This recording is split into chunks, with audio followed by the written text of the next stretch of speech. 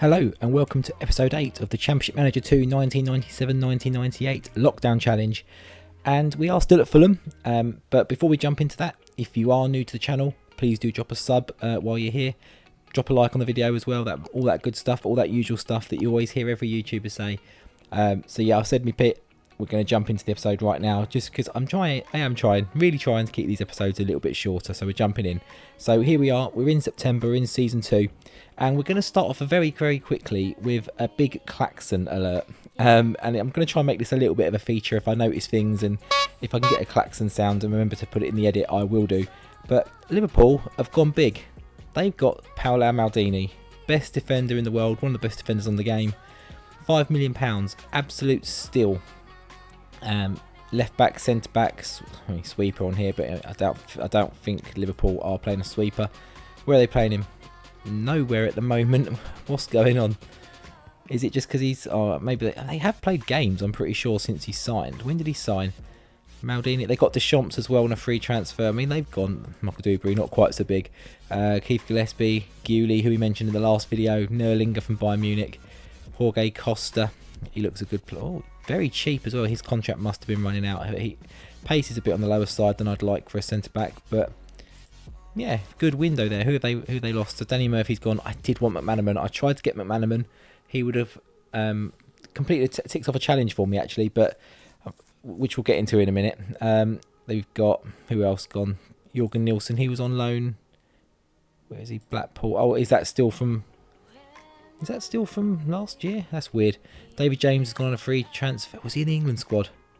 Oh, please don't tell me he was England squad. No, I don't think he was. If he was, that would have been a perfect one to get, but I've missed him. Tony Warner wasn't. He's at York now. Jamie Carragher's gone to Sheffield Wednesday. Bit of a changing career for him. Danny Murphy's gone to Celtic, initially on loan. Okay, so we'll see what happens there, but yeah, some big business there from Liverpool, and they mean business in the league this season. So we'll see what they can do. Jamie Redknapp wants first team football. I don't think he was in England team either. So before we get on to what we've been doing, I'm going to quickly pop the objectives up. Just as a quick recap, obviously I'd recommend you go back and watch that last episode, episode 7, which covers how we finished season 1, what we did, and then what we were doing leading into season 2. So obviously we need to end up this season at a top level club. Now that kind of mean getting Fulham promoted, or that can mean accepting a job from the top. There is a little bit of news in that. We are still at Fulham, but I'll get onto that shortly. There is a penalty if we fail to do either of those. We also get penalised a number of league losses at the end of the season, and there's a league position deduction as well. So obviously if we finish top with Fulham, that's still more of a deduction than finishing 17th with a club in the Premier League if we take them over. But then there's also losses to take into account, which, as you can see on there, that plays a part as well.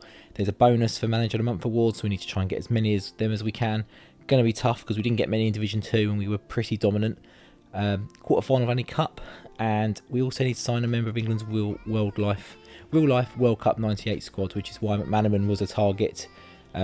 David James, who was there, I don't think he was. I think it was Seaman, Martin and Flowers, I think, were the goalkeepers, if I remember correctly. I did have a link to the team. There's no transfer restrictions, but what we'll do now, we'll go and have a look at what we've done transfer-wise. As you can see, we are still Fulham. We're in September, so we have played a few league games, so I'll have a look at those in a minute. But the team has taken some shape. So if we have a look at the outs first of all, so 7th of January 1998, some of those go back to sort of the end of last season. I think we pick up about here. Matthew Lawrence was the last one to leave on a free. He's now gone to Stockport. He's doing okay. So Peschisolido went on a free transfer. He's still on a free transfer. His work permit expired. So yeah, off he goes. Wegerle we released on a free transfer. Bit old. Did a solid enough job for us without being too good. But it was another foreign spot in our team that I wanted to clear out. And I needed some space to clear out to get some actual players in. We've got no transfer restrictions now. So I was spending that money like it was going out of business. Ian Selley, see, all these are still on free transfers. We've released them and they're still on free transfers, so we were never going to be able to sell them. We managed to sell Chris Kiwamya to Leeds for just shy of £700,000. Not a bad return for a player we picked up on a free transfer. Didn't really do much for us. He got that hat-trick and they were all the goals he scored. Yeah, not as good good a return as I would have hoped. Turnbull we put on a free transfer, still there, going nowhere. Got us our 20 games from Doncaster, that was all he was there for. And Festus has gone back on a free transfer. Again, it was that foreign thing, he probably wasn't going to get his work permit renewed anyway, so he did okay, if not amazing. He played a few games for us in Division 1 actually, 1 goal in 2 games, but that was mostly because of injuries. But we have brought in some big reinforcements in those areas. So if we go to that now, so where do we start? So Martin Lauchlan has come in from Partick Thistle. They have a lot of good young players. He's again not quite hit the ground running just yet, but he's working his way into the team.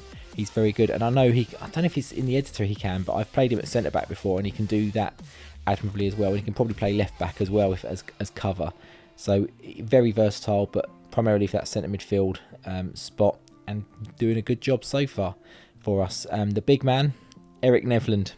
What's that? 8 goals in 8 games so far, 2 assists, 2 man of matches, 7.25 average rating there. And he cost us £1 million. Man United, he's a legend of this game. I urge you, if you can, when you can, snap him up. He is absolutely fantastic. He'll get you goals. What more can you ask? He's quick, he's strong-ish, good shooting. I think he's got good off the ball, 16, yep, heading 12, okay. Ideally for a striker, you're looking for a good bit of pace, good bit of strength, but then heading off the ball and shooting, obviously. Positioning doesn't come in too badly either, but a very good signing. We also signed another backup striker, Alex Martin. Again, the Partick Thistle connection. There's a few players I want to try and pick up. He was one of them.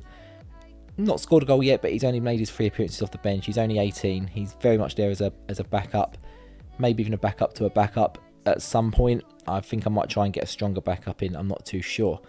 We also needed a bit of defensive reinforcements. In comes Larus Sigurdsson from, I think, Stoke. Yep.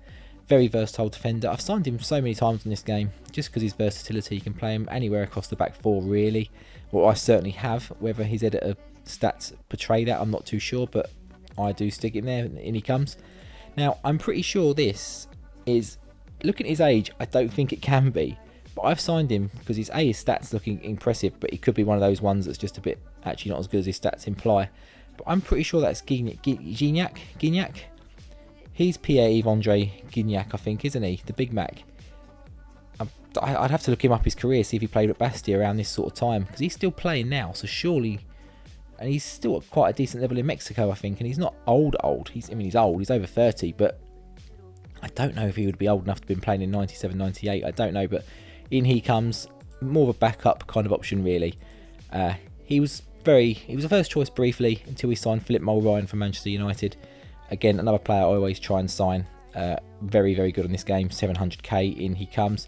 Not setting the world alight just yet, but he's got 3 returns in 3 games. So that's all you can really ask for. And I'm noticing there's a bit of an echo in this room. I'm not sure what's changed in here today. We did actually have a bit of a tidy out the weekend of all my daughter's toys that we're clearing out before Christmas, so we can get the new ones in. So maybe that's left a bit of space that was uncovered or something. Left a bit of an echo in here, but very, very strange. But on with the transfers, we needed a backup goalkeeper, and it's primarily I needed a decent one. Betterton is decent, but he's still quite young, and really I'm not quite ready to push him out into being first choice or even second choice just yet. So we brought in this Harald Tetzner. I don't know who he is. I think he's a regen.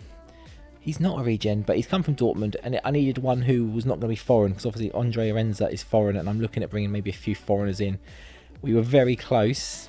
Very, very, very close to having Cafu at right back. He was transfer listed and he was interested.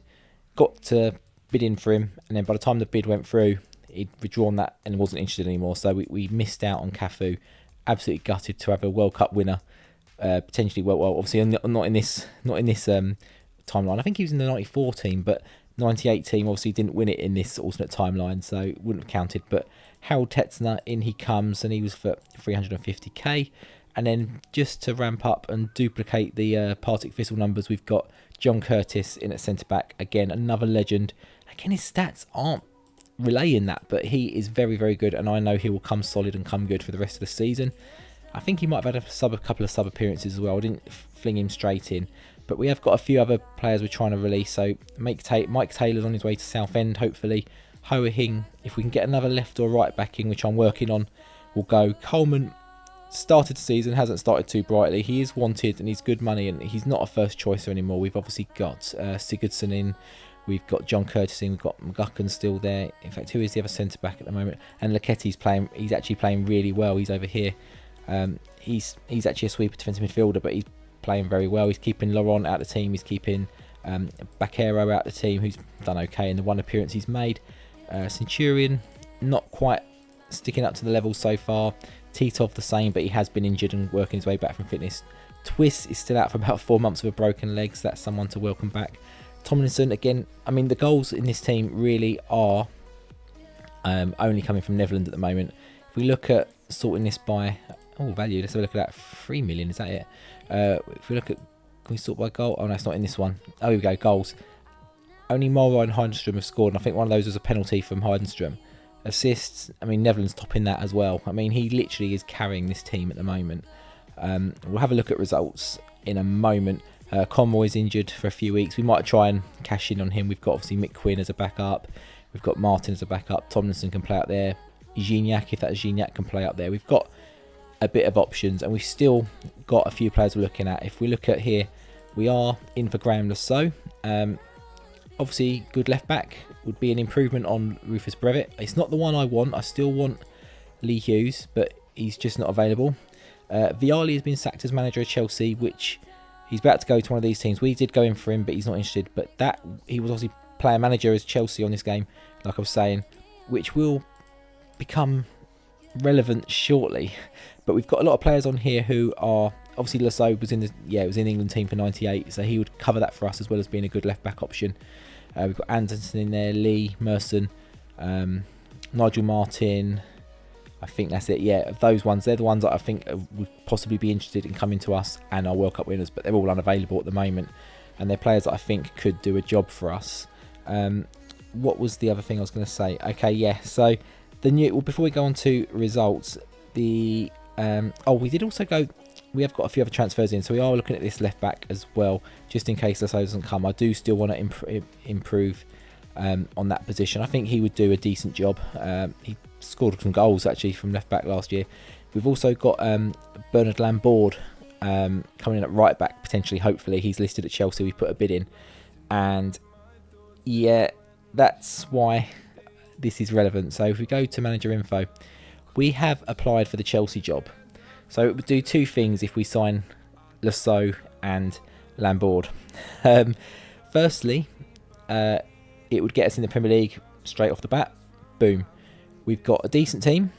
There's some good players in there I think we can do some work with. I don't know who this guy is. They've signed him from Notts County for 1 million. They've wasted some money. But we've got Sol Campbell in there. We've still got LeBoeuf in there. We've still got Dennis Wise, Dan Petrescu, Paul Hughes. Oh yeah, he was Chelsea, wasn't he? Babiaro, Lasso if he stays. Di Matteo, Darren Eady's not a bad shout, I guess. Poirier. We've got Zola, Dougie Freeman. They just wasted a load of money on as well, which, I mean, they've wanked that money out of the window, really, let's be honest. Laurent Charvet is there. I don't know who this was. Cedric Bardon. I thought it was a regen, but it's not. But he's got some good attributes, so we might be able to get something out of him. Mark Hughes, aging a little bit. But there's some players here. The only problem is money isn't there. And we still need to bring in a World Cup player after the 15th of July, which obviously we're well past now. But yeah, if we can sell Lasso and Lambord to Fulham, that'll put another, I don't know, what was that, about another 5 million in there. So we might be able to snap someone up who is in that team. League-wise, the reason he was sacked, they are 12th from 6 games, so 2-2-2, win, loss, draw.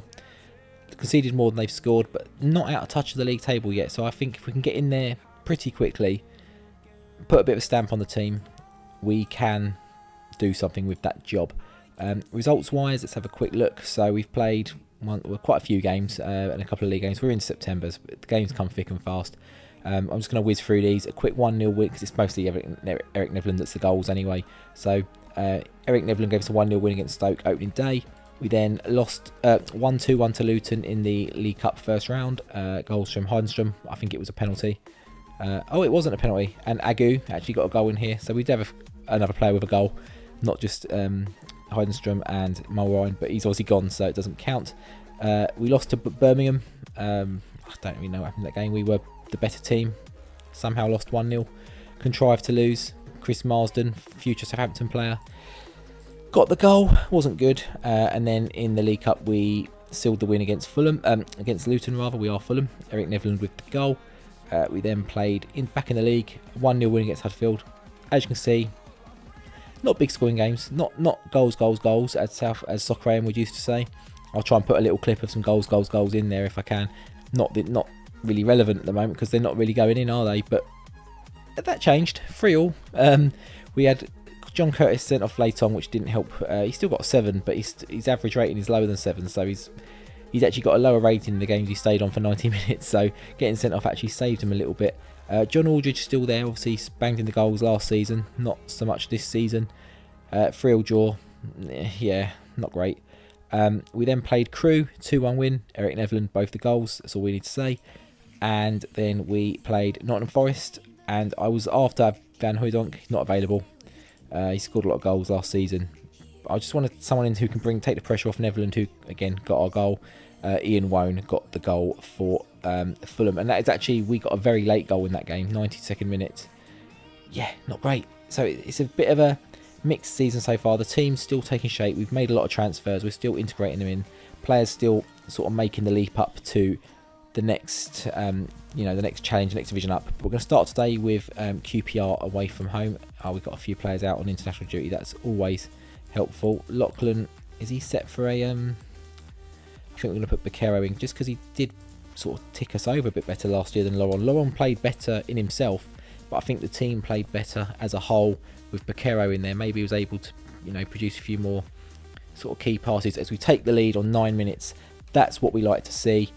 And Erik Nevland, of course it is, 9 minutes to get a goal. His first one on camera, first of many, I hope. But if we go Chelsea, obviously, I'd love to have had him there, but obviously not going to be able to. He's not going to be available. Unless there's a big club clause involved, there might well be, but we haven't got the money for it. We need to put all that money that Chelsea are going to get straight into getting a World Cup winner just to get the points on that one. I think the team's got enough talent within it for us to make a good assault at the, maybe not the title, but top half, top 6 maybe.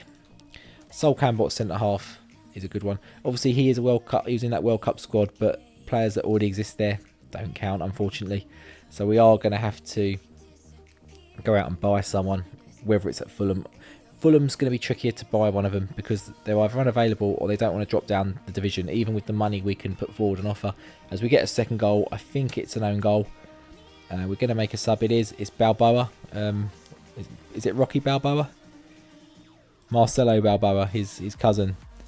I'm not going to do an impression. I'm not even going to try. They've got Claudinho on a free. Oh no, not on free. He's cost money, but he's doing okay for Q.P.R. Mike Sherrin. Yeah, okay. We're going to make our subs though. Mick Quinn's going to come on for Nevland. We're going to give someone else a chance to get some goals. Titov's going to come off for the Big Mac. And John Curtis again with a 6. We're going to take Luketti off because I want to give Curtis a chance to get that up to a 7. If we can keep the clean sheet, hopefully that should automatically just go up to a 7. I don't think it works like that exactly, but no doubt they'll probably now get a consolation and bring that down. But there we go, 2-0 win. It's better than a 1-0. We saved some of the best performances for the camera, which probably isn't the best because we play more games off camera than we do on camera. We're going to play maybe 2 or 3 today. We might just go for the 2 today just because there was a lot of transfer stuff to talk about. We'll have a look who that is shortly at the next game. I did have the fixtures up earlier, but I didn't make a note. Graeme Hyde used to play for Sheffield Wednesday, getting man of the match. I'm trying to see Steve Slade. I've had managed to get a bit out of him in the past. Finland beat South Africa 8-1. Probably Lippmann in the goals. Got 2. I don't know who this guy is. Plays for Bran. He's got more goals. Okay, he's gone on a 3. We might. Oh, we've got maximum players on our shortlist. And Kolko plays. I think he goes on to play for PSV, doesn't he, in the future? But was it Twente? I think he was at then. So if we have a look at who we're playing next, it's going to be Bradford at home. And do you know what? We might go one more and go for the Palace game just because it's a London derby. But we'll come back for that second game and I'll see you shortly. Okay, we're back and here we are. We're playing Bradford at home, who are 18th in the league. We are now 4th. We managed to get into contract discussions with Stensas in the break there. He hasn't signed, not yet. He's still deciding, but we did lose Brevet to an injury. Sigurdsson's on international duty. It's an international break and we're now in Division 1. I do not know why this game has not been rearranged. It's an absolute joke. We're going to stick... Where do we go here? We're going to put Mulryne on the bench. He was suspended, I think. I think he got sent off. That's why he was not on the bench or not in the squad. We're going to try and stick with that last game as much as possible because that team did actually do quite well against Q.P.R. 2-0. It's not a bad...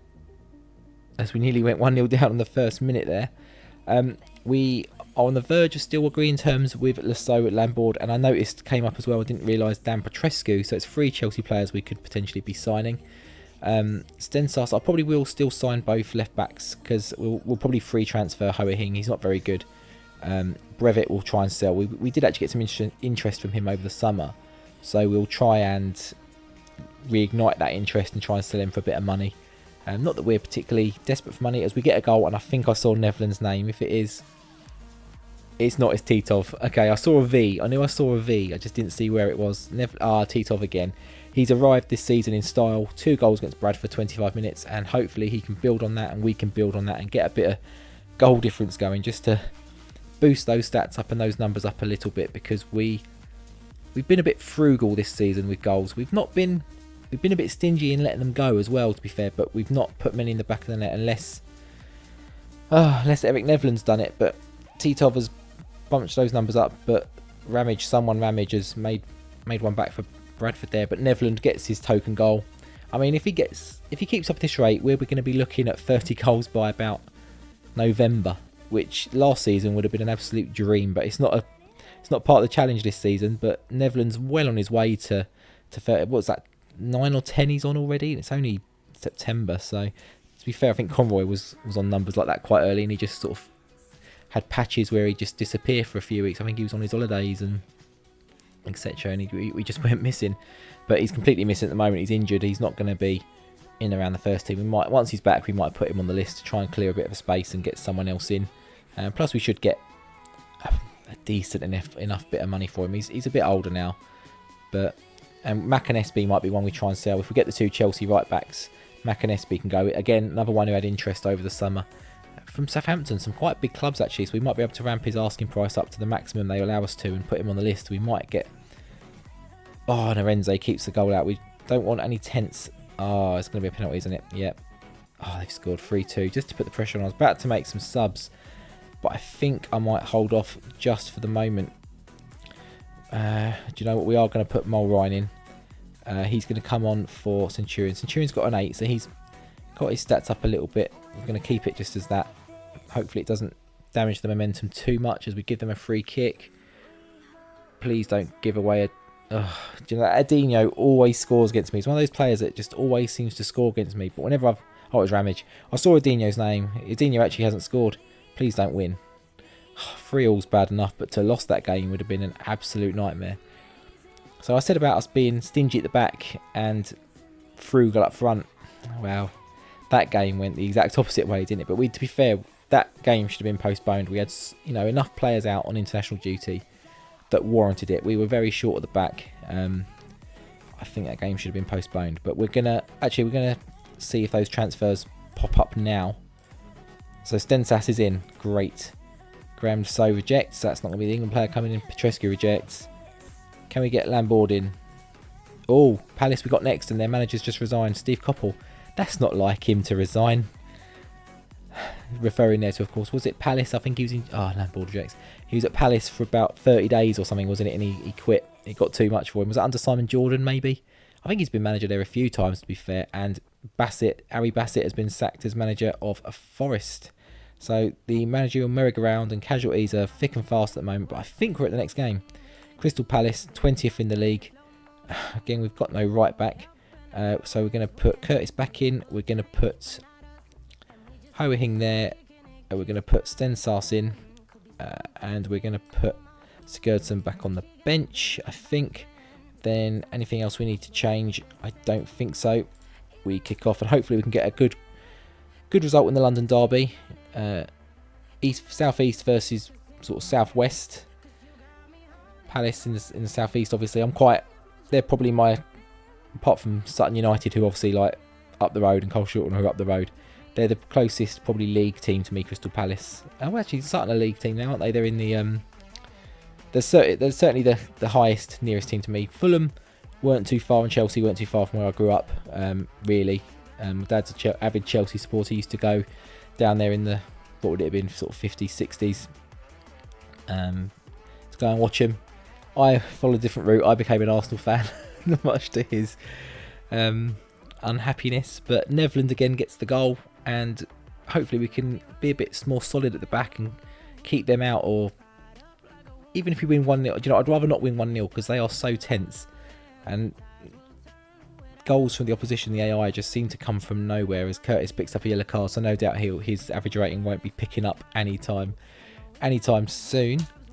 But 1-0 still. Hopefully we can hold on and just push ourselves back up the league. I imagine that draw with Bradford pushed us down a little bit. I don't think it did too much damage. I think we were still 4th if I remember correctly.